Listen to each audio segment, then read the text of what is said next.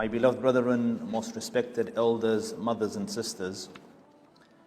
So in the second year after Hijrah, so after the Prophet ﷺ migrated from Mecca to Medina, 2 years after that, Allah Rabbul Izzah blessed us with this gift of Ramadan.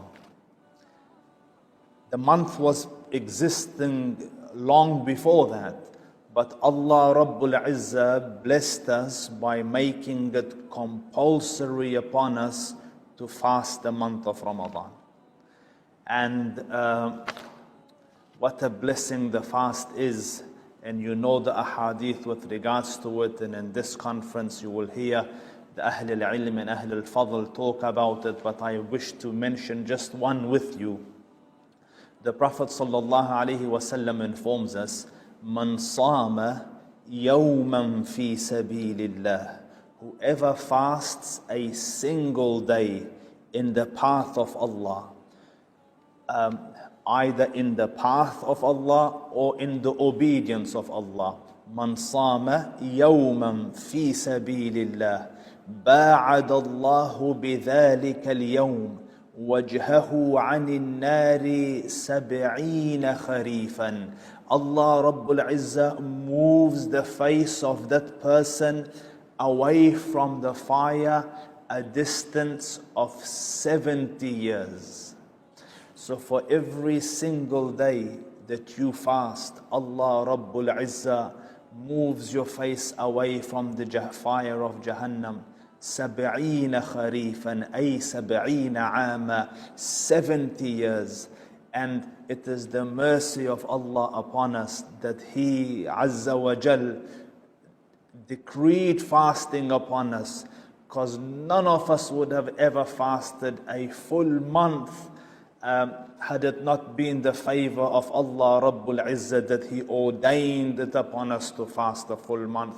So just one of the rewards of this fast, for every single day, imagine out of His infinite mercy and grace, Allah Rabbul Izzah moves your face away from the fire a distance of 70 years. So this blessing Allah Rabbul Izzah ordained upon us in the second year after Hijrah, where the verses came that fasting has been prescribed upon you as it was to the nations before you. Now an interesting thing happens, so just visualize. The Sahaba, it is their first month of fast. So you can imagine the Rasul is in Salah, Qiyam is there, Siyam is there, I'tikaf is there, company of the righteous are there, food and drink of iftar and suhoor are there. This is the environment that we know about Ramadan. But in the second year of Hijrah, in this month of Ramadan, on the 12th day in particular, something happened. The Prophet ﷺ was made to march out of the city in what would go down in history as the battle or campaign of Badr. So now the fast is there, the month of blessing is there, but the believers have been given another challenge, the challenge of having to face an adversary in the middle of the month of fasting. So they marched out, the Prophet ﷺ and the companions, and they marched out on the 12th of Ramadan. 12th they were marching, 13th, 14th, 15th, 16th they arrived at the wells of Badr. On the 17th day was the confrontation. So they marched 150 kilometers. Think about it, dear ones. Difficulty. And the Rasul shared his camel with 2 others. So 3 people per 1 camel, covering a distance of 150 kilometers. Each person is required to walk 100 kilometers, and he gets to ride or mount for 50. So the Prophet ﷺ, with this blessed group of companions arrives in Badr, and the Sahaba say that our feet were blistered, our nails had fallen off, difficulty. And then this is all one level of difficulty. The next challenge is the worry, anxiety, stress of confrontation. You know, a normal person you argue with, you start to sweat, you know, your palms go wet, your hands move out, you breathe different, face goes red. The stresses and duresses of confrontation, and that's just a verbal one. These ones are required in the month of Ramadan to go out 150 kilometers and meet an adversary 3 times their size.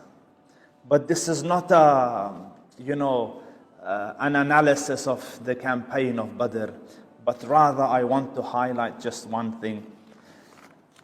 The Muslims were given a challenge, a hurdle was placed in their path, a difficulty they had to overcome.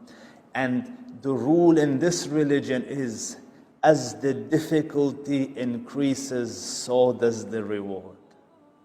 Remember, as the difficulty increases, as the challenges increases, so does the reward. So Allah Rabbul Izzah, for their difficulty, did a few things for them. I want to mention some of it with you. First of all, listen to this.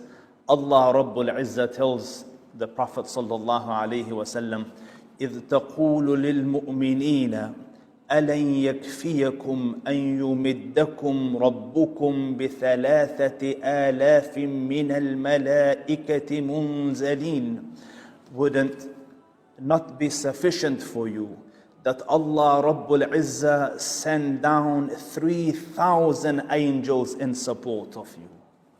And then Allah Rabbul Izzah says, بَلَى إِن تَصْبِرُوا وَتَتَّقُوا وَيَأْتُوكُم مِّن فَوْرِهِمْ هَذَا يُمْدِدْكُمْ رَبُّكُمْ بِخَمْسَةِ آلَافٍ مِّنَ الْمَلَائِكَةِ مُسَوِّمِينَ وَمَا جَعَلَهُ اللَّهُ إِلَّا بُشْرَى لَكُمْ وَلِتَطْمَئِنَّ قُلُوبُكُمْ بِهِ وَمَا النَّصْرُ إِلَّا مِنْ عِنْدِ اللَّهِ.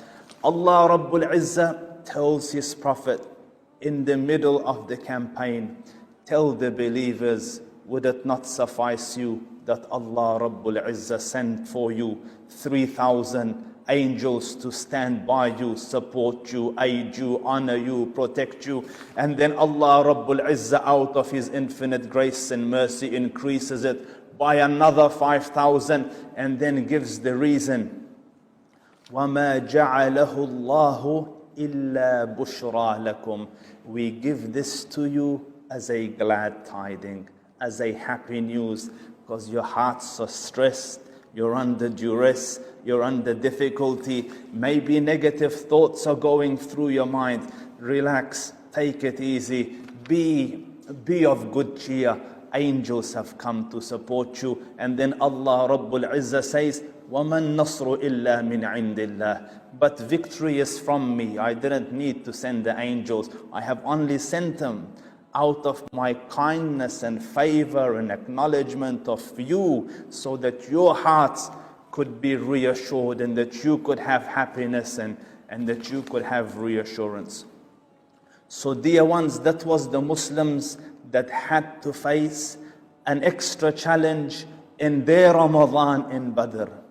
So now 2020 Ramadan has come in an environment which seems that it will be our Ramadan in a pandemic, in a COVID-19 environment.